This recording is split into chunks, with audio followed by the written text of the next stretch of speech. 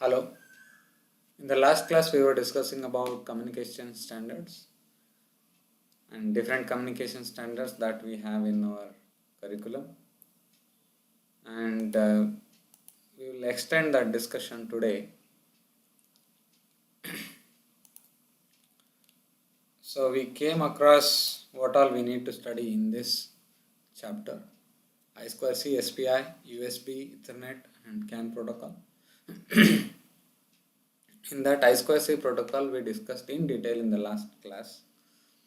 Today I'll try to discuss next two, that is SPI and USB protocols. SPI stands for Serial Peripheral Interface. USB stands for Universal Serial Bus. I think USB is very common nowadays, very well. Everywhere you can find USB cable. We'll just take 2-3 minutes what we studied in the last class. So we studied the structure, physical networking arrangement of I2C protocol or I2C protocol. So it can have many masters, already we came to know, and it requires only two lines, SCL and SDA. And this is by NXP Semiconductors or Philips, whatever you call. And we know that it is meant for short distance and which is having very low speed in terms of hundreds of kilobits per second. Then we also came to know the protocol in which and how the data is going to be sent. We also came to know that it has got 7-bit and 10-bit long. We can connect 2 raised to 7 or 2 raised to 10, depends on the topology. Those many 127 128 theoretically you can connect 128 slaves. Practically we can connect 120, but which is not practical thing. So normally we connect 2-3 things, some additional peripherals like ADC, E2PROM, some standard sensor interfaces and all.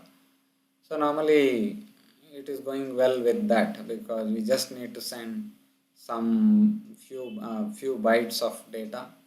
We don't need much. Even we are not worried about the speed. Okay, in that case. We took these two examples, and we also discussed and understood very well with respect to some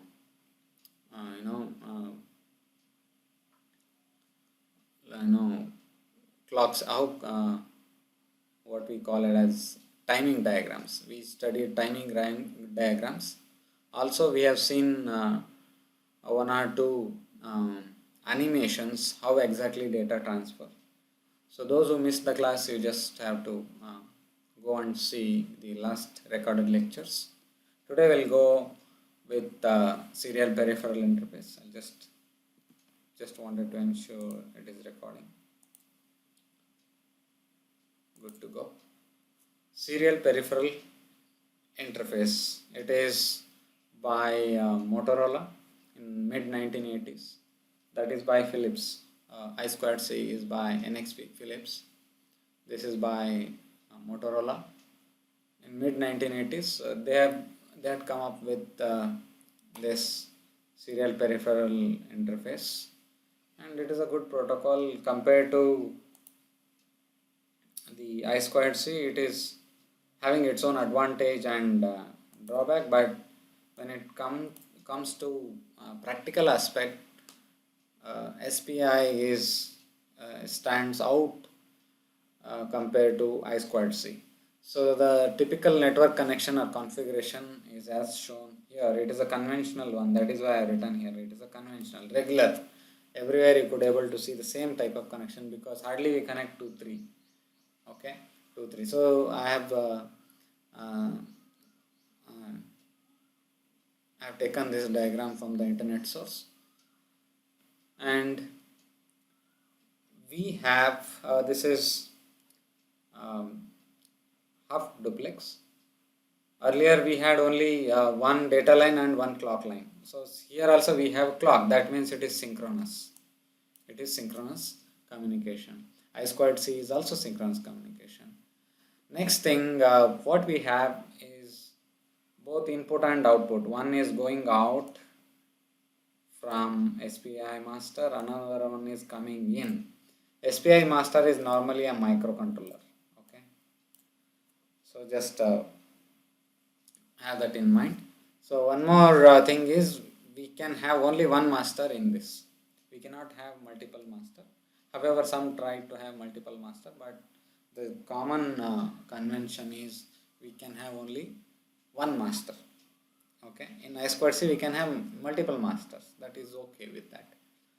Next thing, we have something called slave select. In I squared C we got something called slave address. Initially the master used to send the slave address. Slave used to recognize its own address and is going to acknowledge back, saying that so I am the one you are looking for. Here it is not like that. We have directly slave select, that is something called chip select. Okay, if you want to select the slave 1, you just have to enable this slave 1 SS1. So these are normally active low signals, and similarly we have slave select for this, slave select for this. Suppose with respect to I squared, see, if you want to connect say 10 additional slaves to this, what we need to have? We need to have 10 additional slave select pins for a microcontroller. So 10 pins are very much costly, yes or no? So with respect to that, with respect to I squared C, SPI requires more pins. Okay, so this is one thing that I wanted to discuss. Next thing is, before going to protocol, how exactly data exchange happen. Suppose if you don't want to invest too many pins on slave select, we can have a daisy chain configuration as shown here. So in that only one slave select is sufficient, and depends on that you just have to select particular slave this thing, and data will be sent through each and every slave. So suppose if you see here, suppose you want to send the data, it will go like this,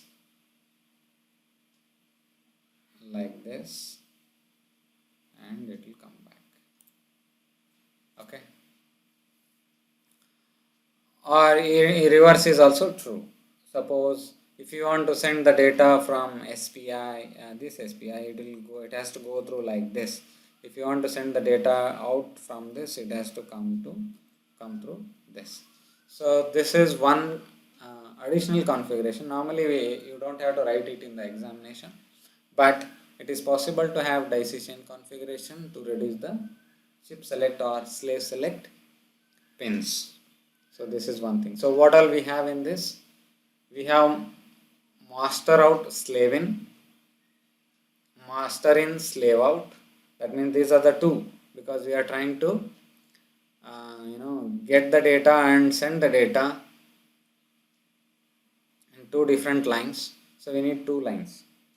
Next thing, we need clock because it is synchronous one. Next thing is slave select or chip select, because we are not using slave address or something like in I squared C.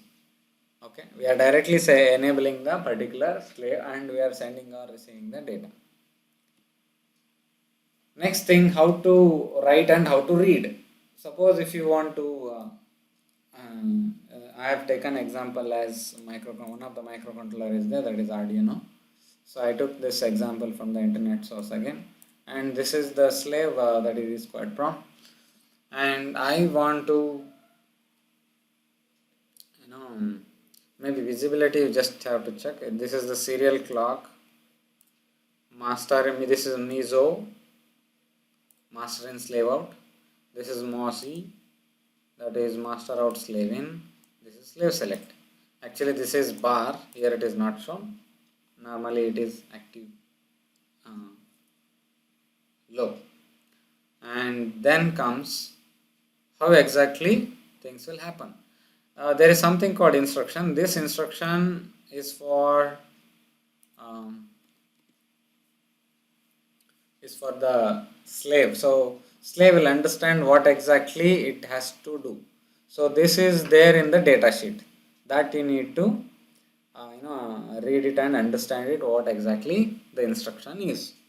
Next thing is read write. Suppose if it is 1 0, so here it is 1 and here it is 0. That means it is you are trying to write it on the slave. You are trying to send the data from master to slave. So this is right. And in that this Meso will not do anything because you are not getting any data from slave.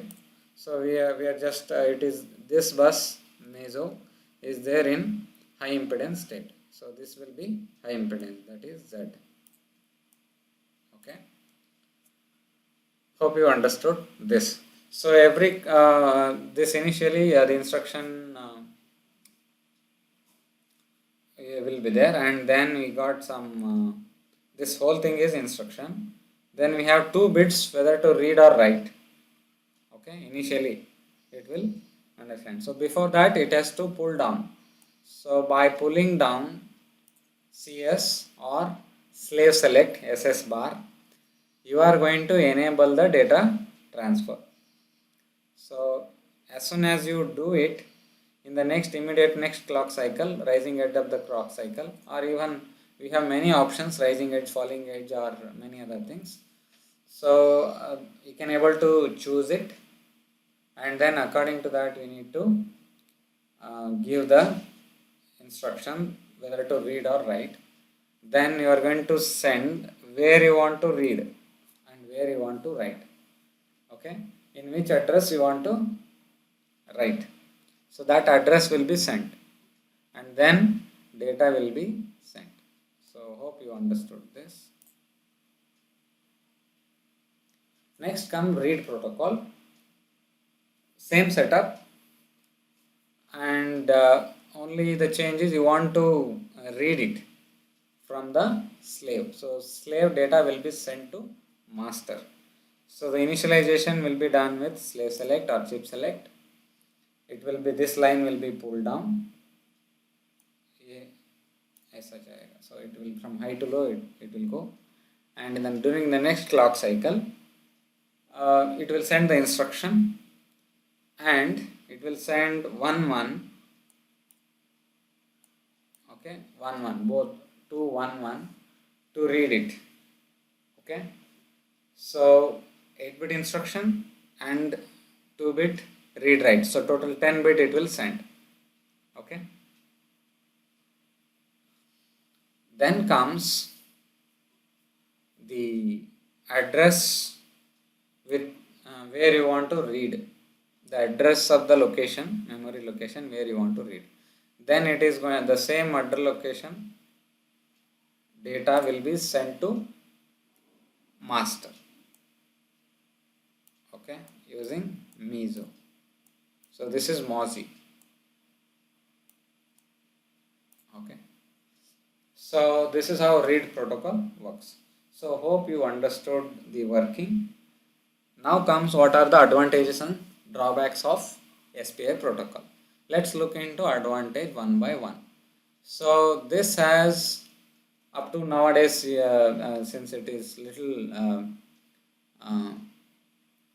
old, but still it is improved now. We can go up to 20 megabits per second. In case of I2C, highest we can able to get it 3.4. Nowadays it is 5 megahertz, not more than that. Okay, so I2C protocol in terms of throughput or speed, it is slower compared to SPI. So SPI is more faster. So normally we operate in terms of few megahertz, 1 megahertz, 2 megahertz or something like that. I2C we operate in 100 kilobits, 400 kilobits, 1 Mbps or something. The receiver is not having a complex compared to I2C. In I2C, a receiver has to, what it has to do?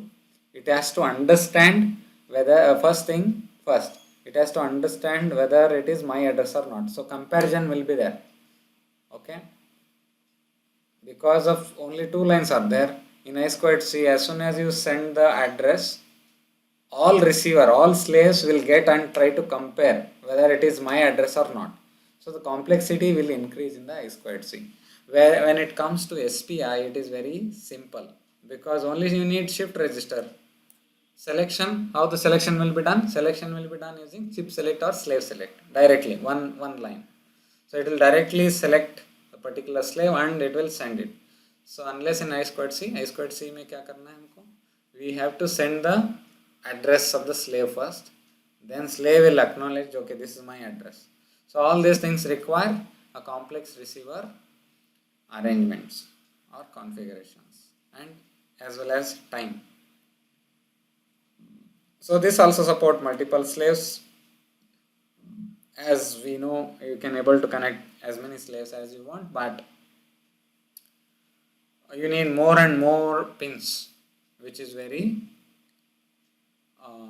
costly. So compared to I2C, this is very low power because I2C all the time you are trying to pull it up and then trying to bring it down. Depends on the data you are trying to use that particular pulled up bus to make a high low. So that takes a lot of power. When it comes to SPI, it requires only very less power. Now let's get into drawbacks of SPI. Requires more pin in a conventional connection. We know that it requires more pin because each and by default we need a clock because it is synchronous, and you need two lines, MOSI and MISO, for data itself. And another thing is major drawback is as many as slaves you connect, those many additional pins you require. Then we have another drawback. Only master will, because inter-slave communication is not possible, wherein it is possible in different the other communication. It is not possible in master. Master must initialize the communication. Then we have separate SS line. This is the same thing, select line. No flow control. This is one drawback because as you try to send, you will not have any control over the flow of the data. Next thing is only one master on SPI bus. We cannot connect multiple masters on that. Okay, hope you understood the advantages and drawbacks. Next, we'll go to the comparison of UART is one thing that is missing. UART or RS-232 protocol, I think it is very simple. You need RX and TX additional to ground. If you only 3 lines are sufficient. You are using, for example, to download the program from PC to microcontroller we are using in our lab. We just have to select. It is asynchronous. Meanwhile, it mentioned it is universal asynchronous receiver transmitter. The protocol itself says it is asynchronous, and it requires only 2 lines, and it can go up to 20 kbps. It has got acknowledgement pin, whether it is sent properly or not, because with respect to baud rate we are trying to send. However, the distance is good with respect to I2C and SPI. In I2C or I2C protocol, within 1 meter distance, we have to connect the slave and the master. That is intra-board. Already we discussed this point. It is meant for intra-board. When it comes to SPI, it can go, uh, very much lesser than compared to I2C, because again it is intra-board only. It is up to 20 centimeter, not more than that. So both I2C and SPI will not give any acknowledgement. When it comes to UART, it has acknowledgement, and it can go up to 50 meter. Earlier it was uh, meant for long distance serial communication, and that is why the voltage levels of RS-232 were very high, and these twisted pair communication protocol still used. The same thing they have converted into, same protocol they have converted to intra board as well nowadays it is, and still we are using that, and it is one to one. We can able to send, receive, uh, and in I2C it is simplex communication. At a time we can able to send or get. So when it comes to SPI, it is duplex. Okay, we can able to send or receive the data simultaneously. So we can able to compare the speed 20 kbps, 1 Mbps. Now it can go up to 5 Mbps. It went up to 5 Mbps, and SPI it went up to 25 megabits per second. So this is asynchronous. These two are synchronous. This is one thing that I wanted to discuss. The circuit or the connection arrangement is as shown here. Now we'll go to the another protocol, that is USB protocol. I just wanted to ensure that it is going well.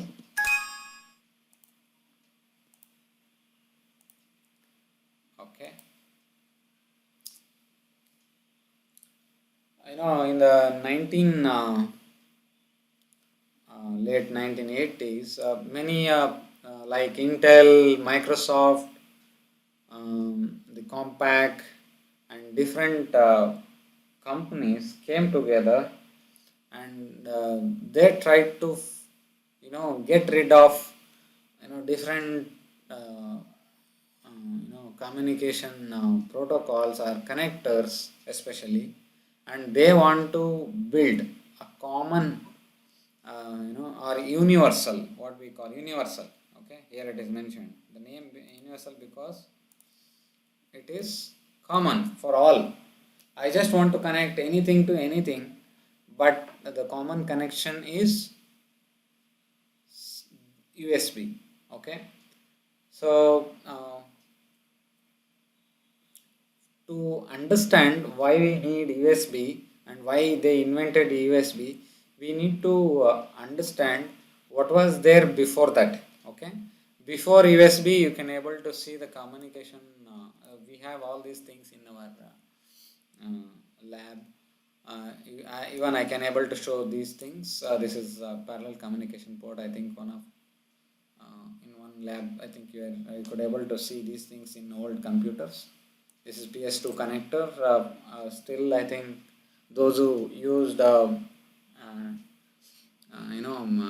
P4 or dual core PCs just 10 years before, these were the common connectors for keyboard and mouse. And then these are, I think, probably you might have never heard of. These are floppy disk. Before CD was a big thing. If you just wanted to read write multiple times, instead of pen drives or thumb drives, we had these floppy drives and floppy disk as well. Even in P4 machines and those used PCs 15 years back, floppy disk were famous. They were of the size of MBs, not in GBs, but still very popular.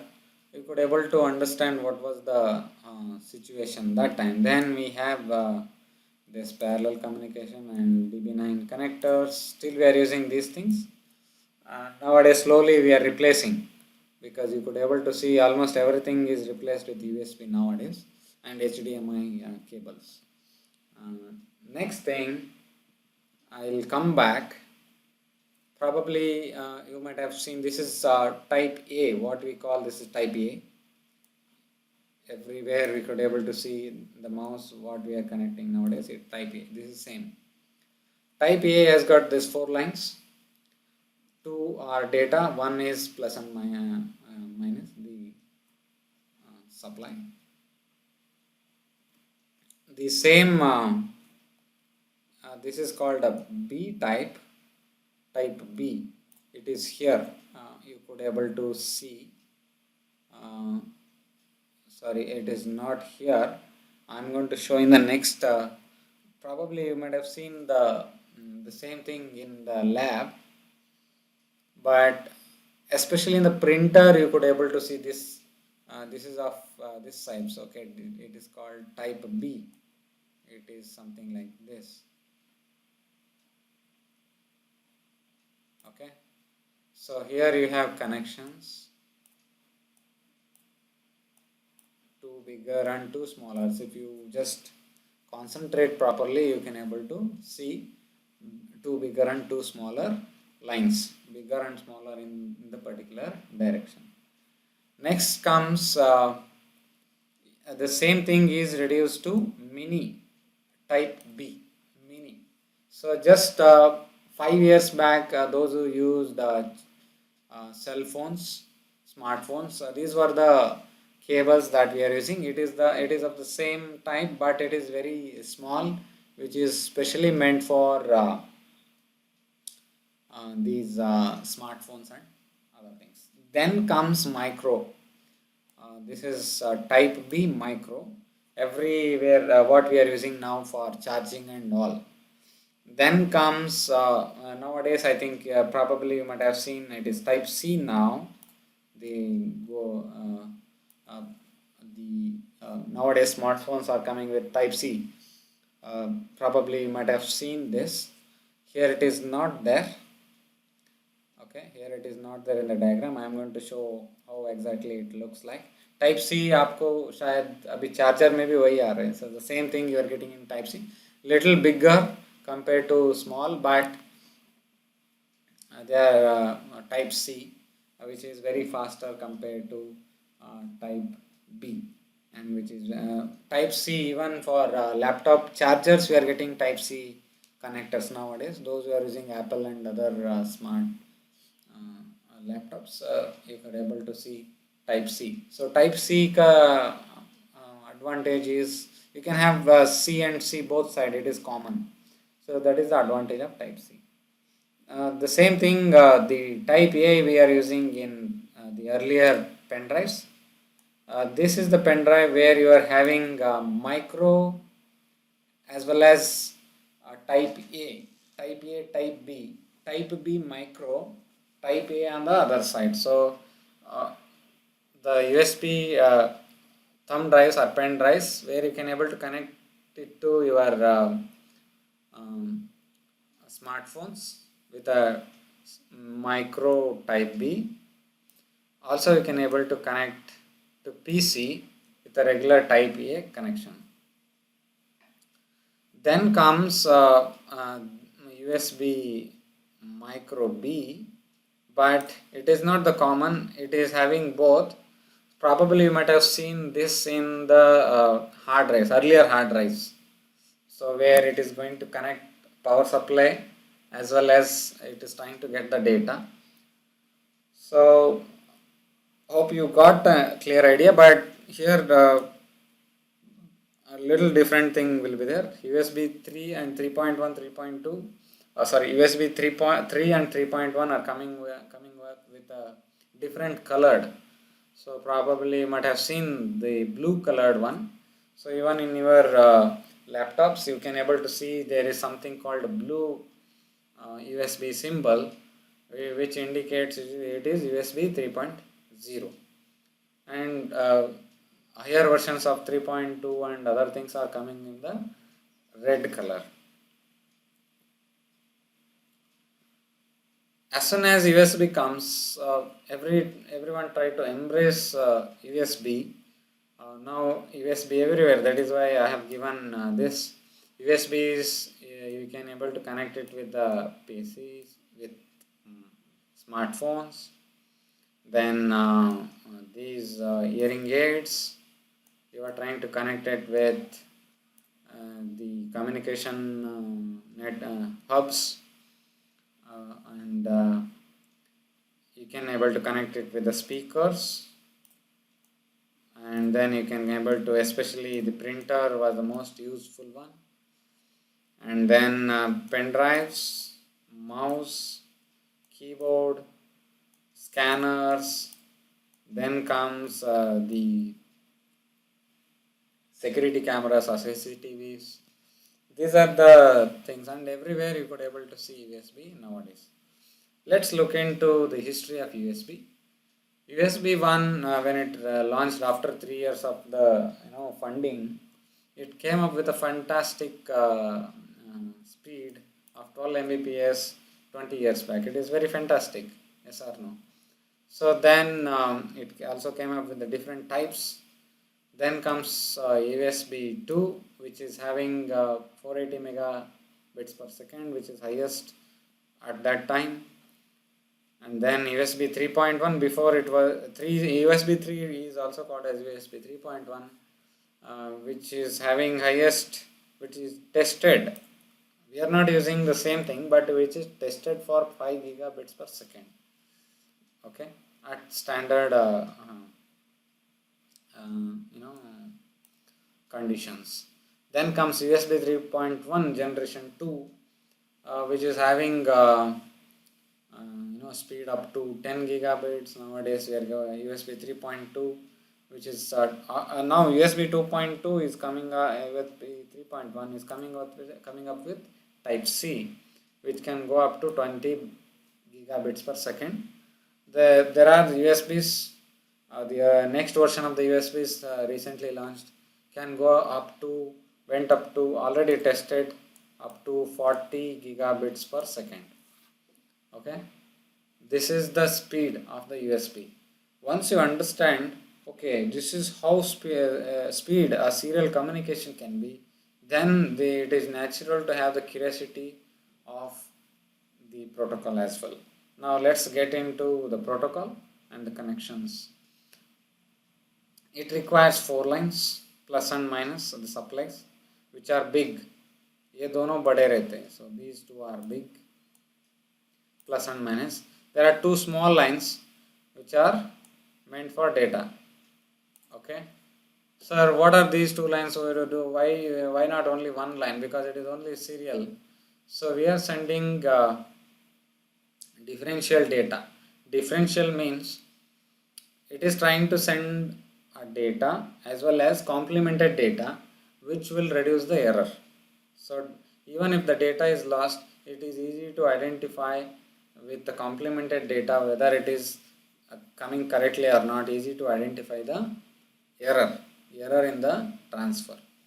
So the same thing can be observed. So these 2 lines are big. You can able to see the distance here. It is, these 2 are big, these 2 are small. So the data lines are very small and the supply lines are big. Then how the connection will be? Connection will be host to slaves, normally, or what we call as devices or ports. One host will be there. One host can go up to 127 devices using USB hubs. Normally you might have heard about USB hubs, where you can connect multiple USB devices. Probably you might have seen for the chargers. Multiple hubs can be connected. With multiple hubs you can able to connect multiple slaves or devices or ports, and in turn a particular port of the particular slave can be connected to hub and then can be expanded further. Likewise we can able to connect 127 devices, but normally we connect it, since it is a plug and play,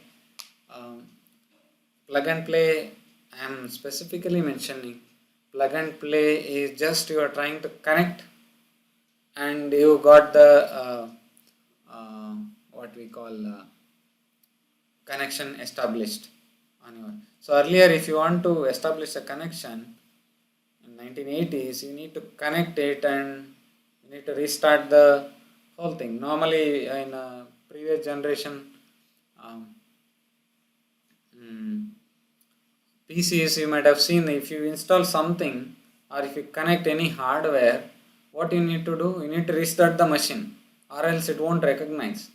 But nowadays it is not the case. If you connect the USB device, it will install what we call the device driver automatically and your device is ready to use. This is the biggest advantage nowadays you have and you may not be aware of it because earlier generation was very difficult because as soon as you change the hardware you need to restart, you need to establish the connection, all those things are not required with USB standard. So USB standard has got host and normally it is one, then called hub. The USB hub probably you might have seen one USB entry and many things you can able to connect. Then there is something called port. Port is actually the socket. What you can, this is the port. This is port and this is also port, where you can able to insert uh, the USB wire. Then something called function. Function is like what exactly you are trying to do with that USB connection. Normally, say you connect a mouse, keyboard. That is a function of the USB. Okay, and function and a port put together can be called as a device. Okay, you want to connect a pen drive. What is a pen drive function? It is going to store the data. Where is the port? It is there in the same drive. So one thing that you can call as a device, that is USB pen drive, or you can call there is one more thing probably I think you might have ignored, USB Bluetooth. Nowadays you are getting USB Wi-Fi. You get everything USB. Earlier USB GSMs you used to get the data connectors. You just have to connect like a pen drive device and your to USB GSM is ready.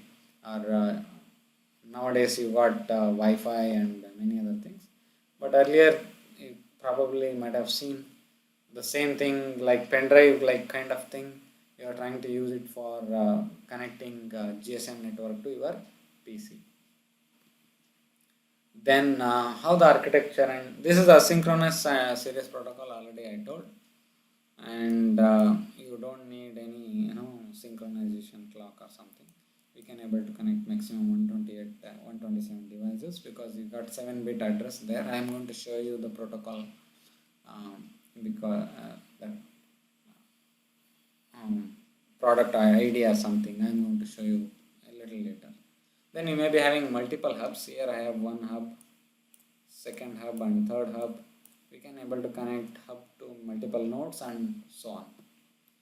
Signaling. So I already told you need D plus and D minus. You need, and we are trying to send the differential data.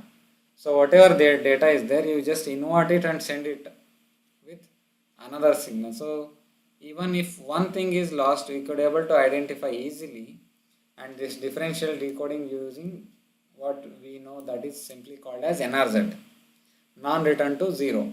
So 0 is how exactly it is represented. If it is returned to 0, as soon as it represents particular value, it will come back to 0. Non-return to 0, it will not return. Depends on the next bit, it will decide whether to go for the 0 or 1. Okay, so NRZ it is going to use. NRZ decoding, Manchester decoding, bipolar NRZ, and RZ and many other things. Okay, so this is going to use NRZ, non-return to 0. Packet format, I am going to show you this packet format in a subsequent slides. but you should able to understand it is packet based.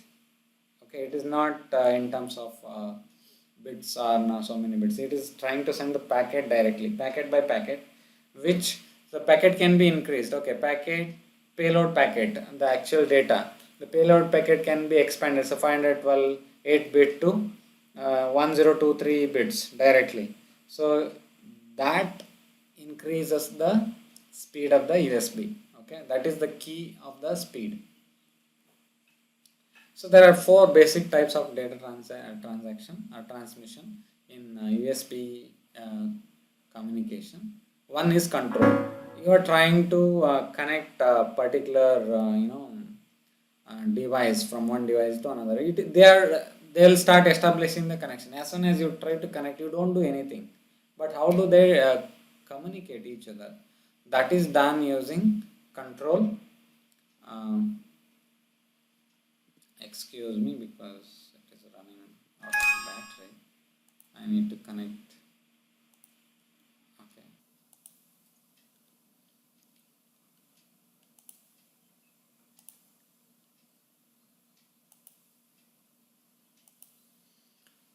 Let's get back to the topic. Uh,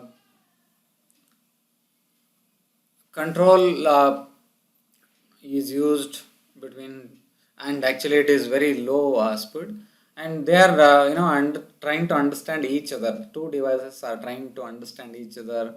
Okay, you try to do this, I'll do this. Okay, they are sending commands, particular configuration words. Okay, you do this, do that.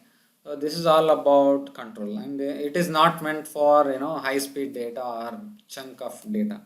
Bulk data is not sent there. So they are actually just trying to control uh, the operation, what exactly to be done. So this is one thing. Next thing is interrupt. Okay, in the interrupt, what happens? So you just it is very important and it is very timely. Now just if I press a button, it must be I have a mouse here. If I click something in the mouse, it must respond very quickly. So that means it operates in terms of interrupts. As soon as you press it, it will detect as an interrupt. USB protocol, not this one. And this interrupt will be addressed immediately because it needs a real time uh, reflection, okay, real time acknowledgement, or else you don't get it. Yes or no? Suppose if you press a particular key and if you don't get immediately, so that is where you need interrupt kind of data transaction. I already mentioned here where for example mouse and keyboards use these kind of uh, transaction, because if I press a key, it doesn't require much of the data. You need some bits or some bytes or maybe one packet or two packet, but it has to be very fast. That is why we call that as interrupt. Then comes bulk. Bulk means what? First you try to establish the things, and then you don't need bandwidth there. You don't need attention. Okay, so here the example is printer. So already I mentioned. Suppose if you print it, if you give print command now, and the printing starts say after 10 seconds. Do you mind if I print it after 10 seconds? You don't mind normally, because it's a chunk of data will be sent initially, and then printing will happen, and you don't need fast response as like a mouse, okay, or keyboard. Even if it happens after 5, 10, 15 seconds, you don't mind normally, because you know that okay, it prints and you have to wait for it.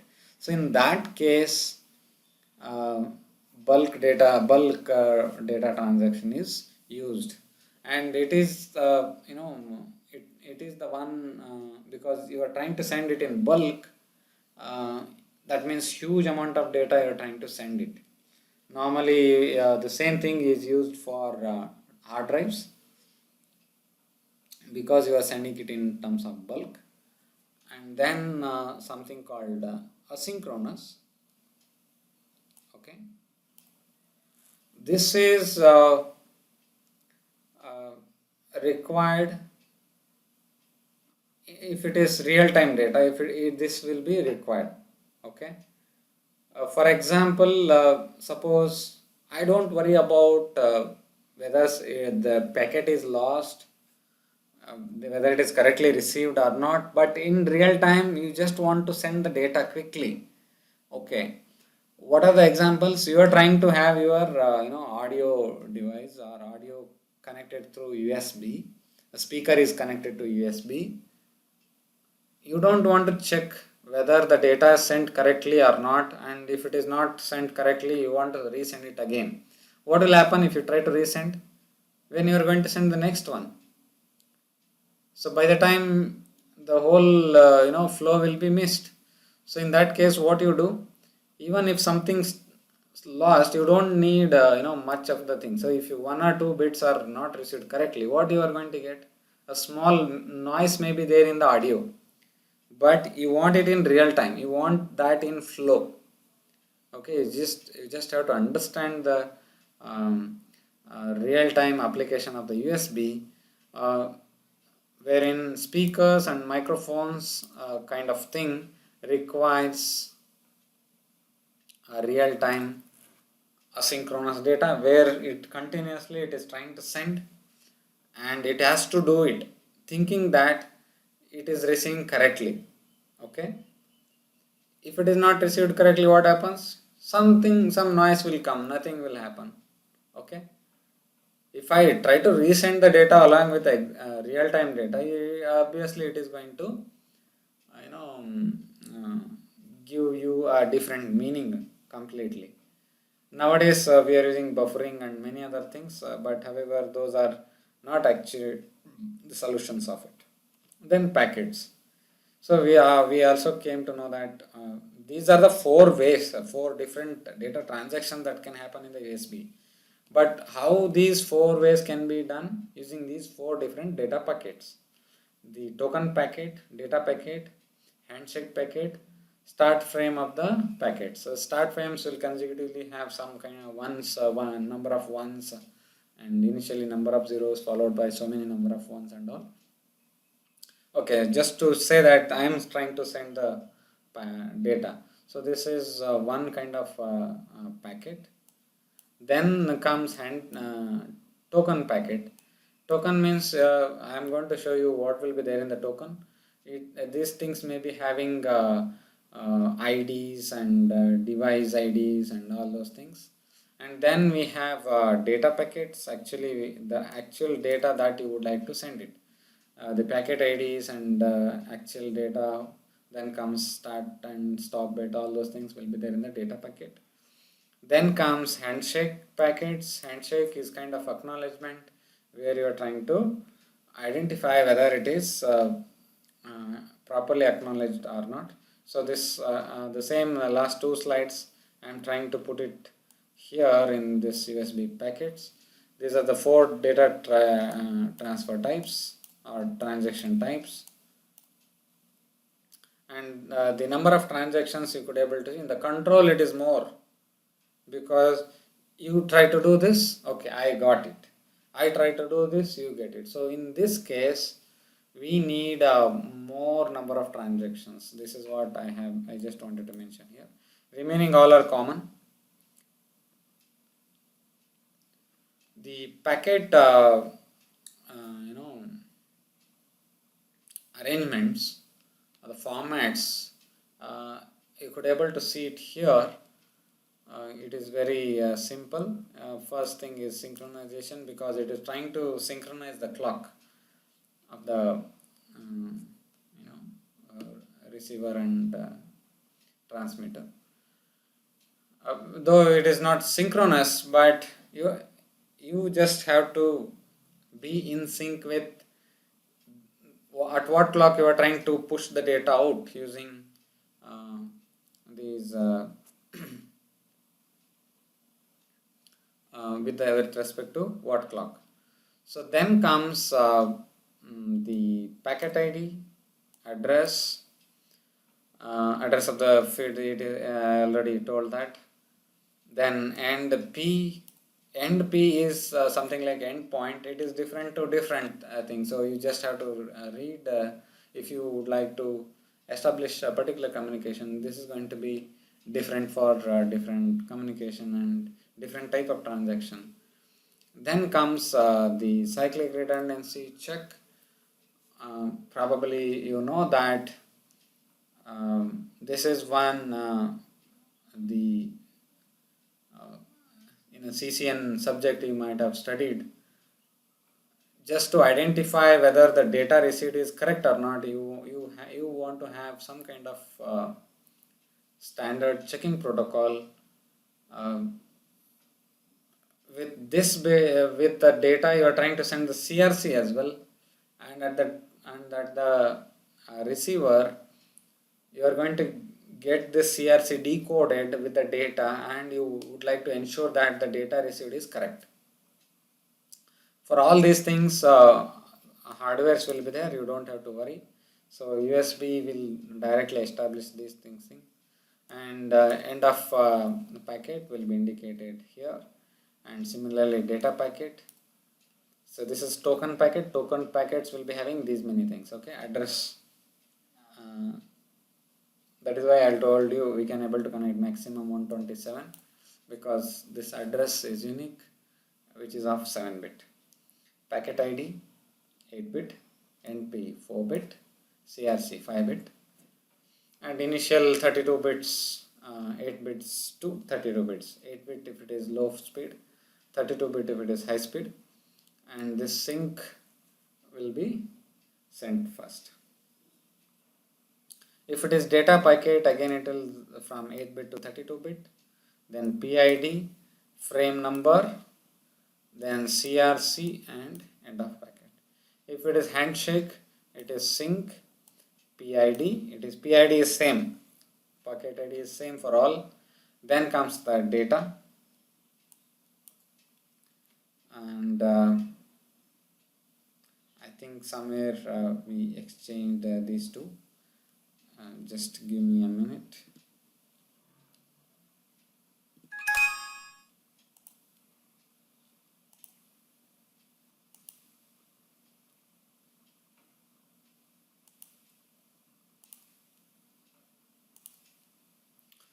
Sorry, a small change that I made. Handshake packet is very simple, because we just want to communicate whether it is received correctly or not or something. You just want to acknowledge, or if you have any errors, there are multiple errors, not acknowledgement.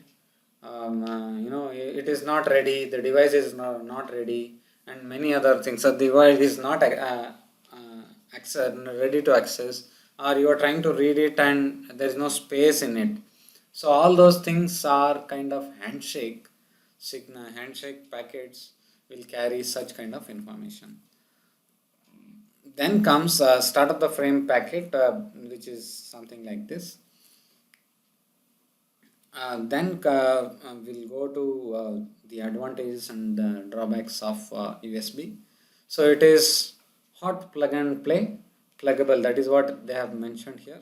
Pluggable means you just want to insert and it is ready to use. This is the biggest advantage of USB.